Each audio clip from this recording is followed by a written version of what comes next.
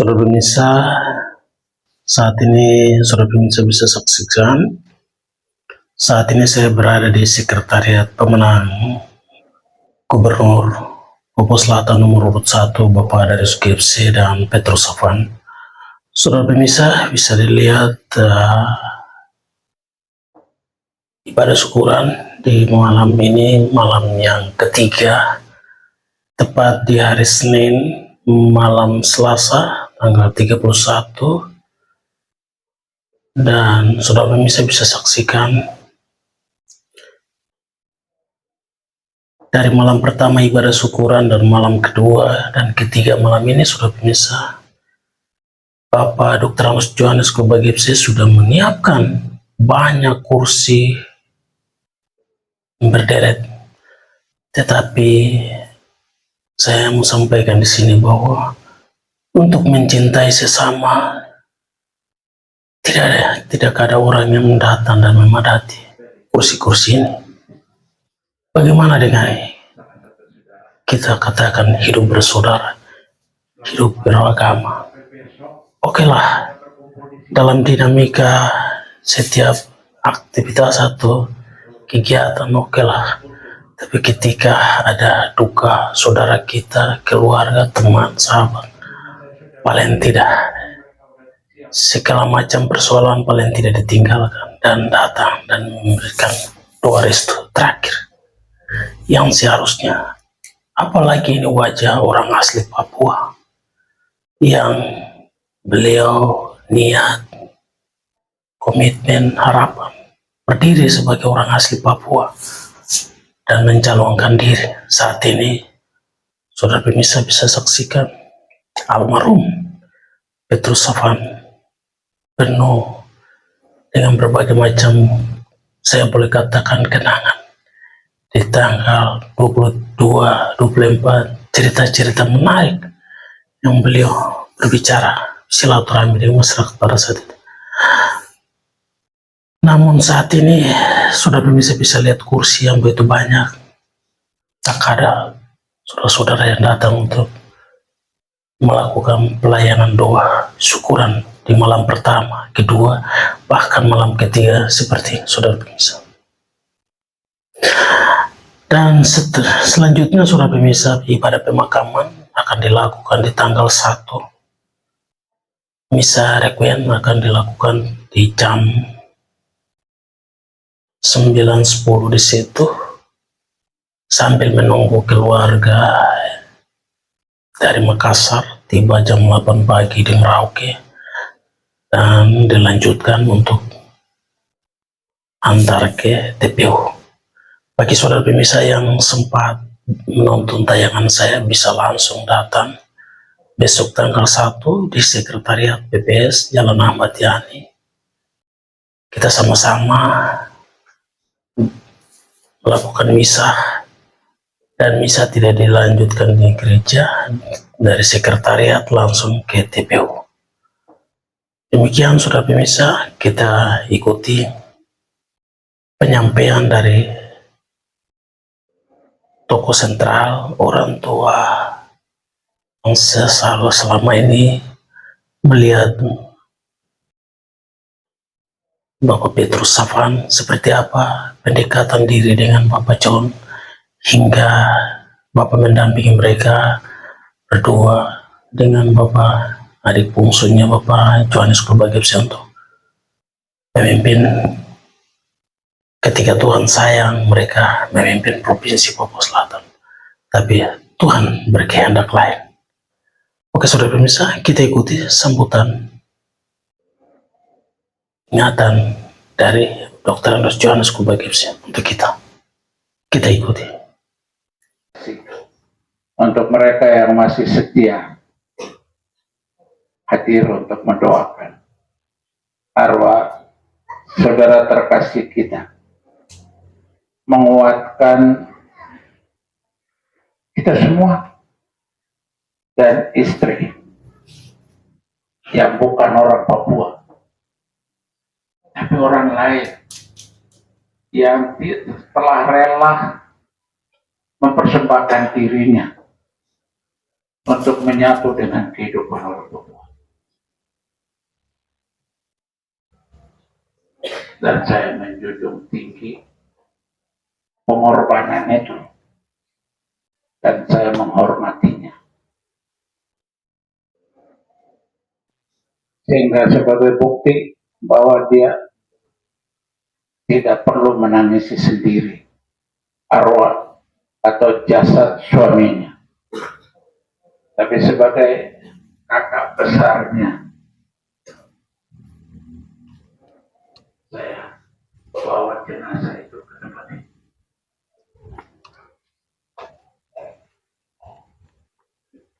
Markas terakhir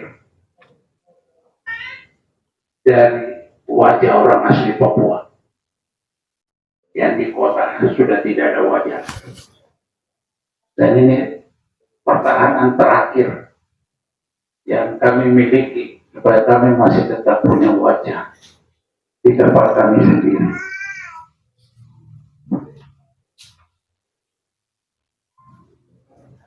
Keramaian sudah terjadi, tapi sunyi sepi juga melanda kita ketika sepak terjang dari sebuah perhelatan mulai terjadi. Ketika orang-orang Papua sendiri juga sudah tidak mencintai dirinya. Mereka melakukan bargaining, mengorbankan harta kemuliaan Allah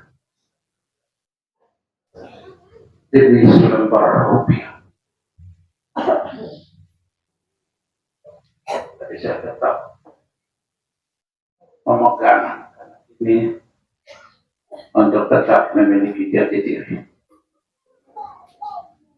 Petrus gugur di tengah perjalanan ketika kita sedang menapak untuk tiba di puncak mahkota dari kehendak Allah. Malam hari ini kami mendoakan supaya Petrus dari dunianya juga akan terus bergabung untuk kita berjuang mengambil mahkota yang sudah dianugerahkan Tuhan.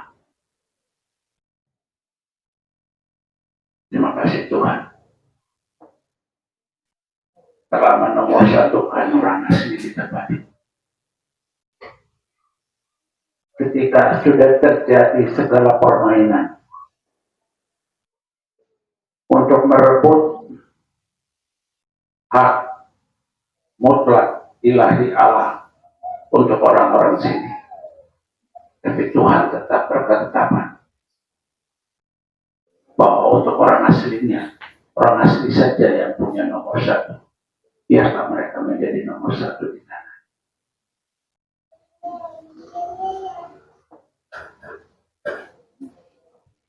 Terima kasih untuk seluruh saudara yang telah datang. Saya sengaja bikin kursi terlalu banyak.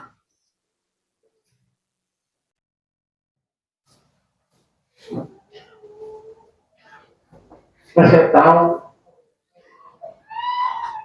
bahwa kita masih mencintai orang-orang asli atau tidak. Tapi ternyata hari ini saya dapat pemberitahuan nyata bahwa orang asli sudah tidak menarik lagi.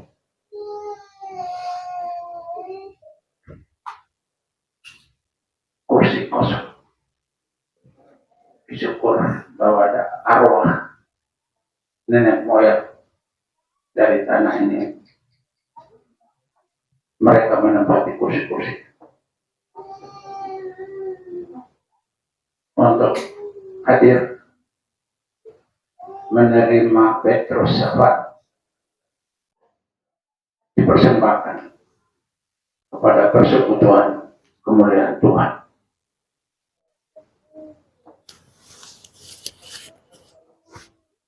Peringatan untuk orang-orang asli. Jangan kamu bangga dengan kamu punya jabatan hari ini. Tapi banggalah terhadap dirimu, karena jabatan itu sebentar lagi akan copot. Tapi kebanggaan akan keaslian dirimu tetap akan menjadi asli sampai jasad sekalipun.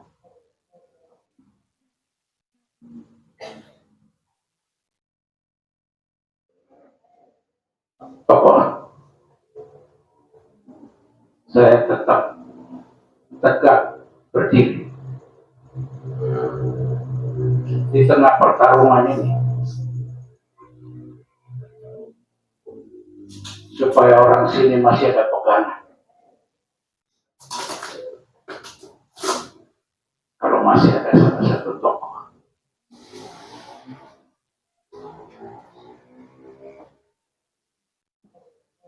saya tidak merasa sedih, hanya menyesali kenapa orang-orang asli sudah tidak lagi mencintai diri mereka.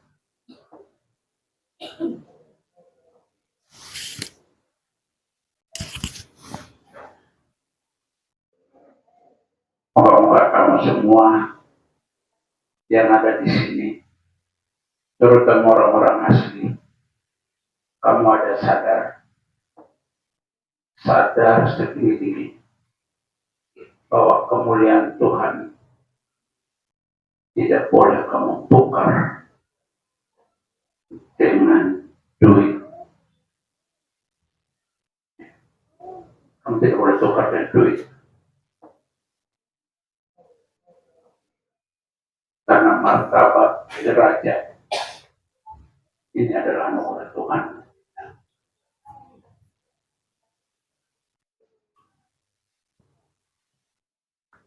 Itu yang saya mau sampaikan kepada kita semua, khusus orang-orang asli. Kami akan bertarung untuk mahkota keaslian anugerah Tuhan. Kalau Tuhan sudah kasih nomor 1, itu pertanda bahwa kamu adalah nomor 1 di negeri.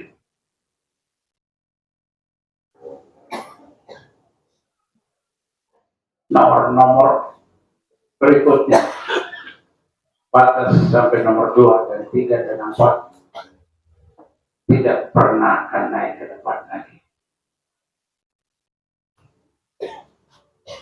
Jadi ini catatan bahwa Tuhan bekerja dengan caranya untuk menunjukkan kepada dunia politik bahwa politik boleh menempatkan orang jadi nomor 1, menukar hak orang asli. Tapi Tuhan tetap pada hakikatnya yang asli, tetap kuberikan mahkota untuk mereka.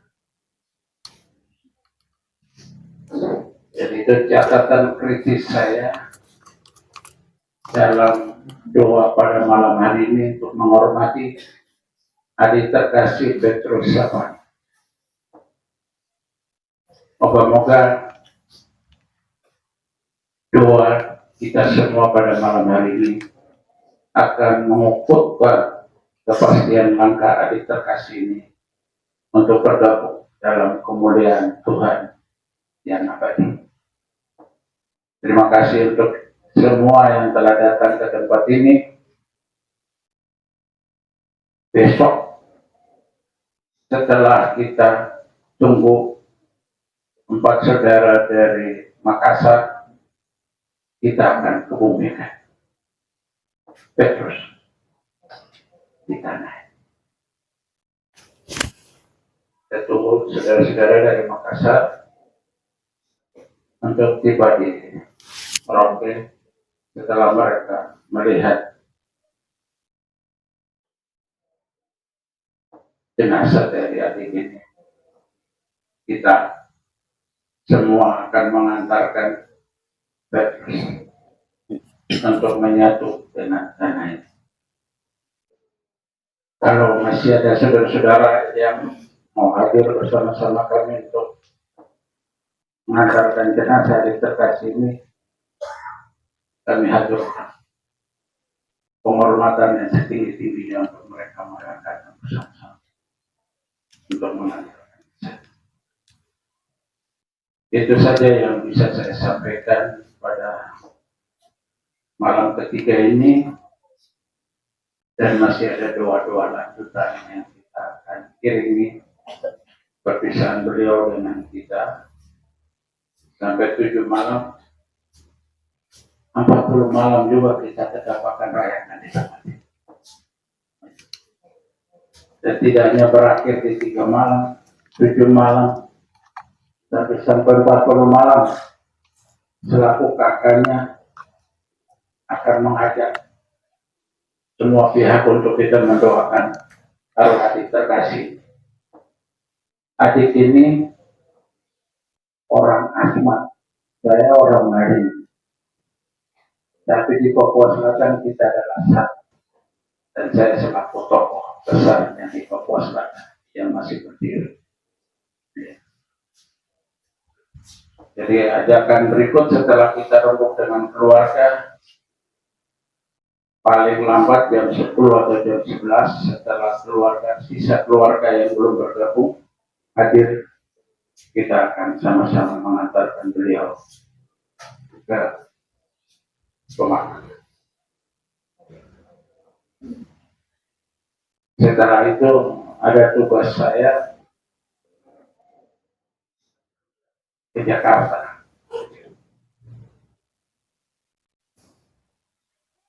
untuk mengikuti beberapa 2 acara penting di Jakarta. Puncaknya tanggal 5 Oktober. Penuh syukur pemerintah akan menganugerahkan sebuah jabatan kepada saya yang saya akan terima di Monas.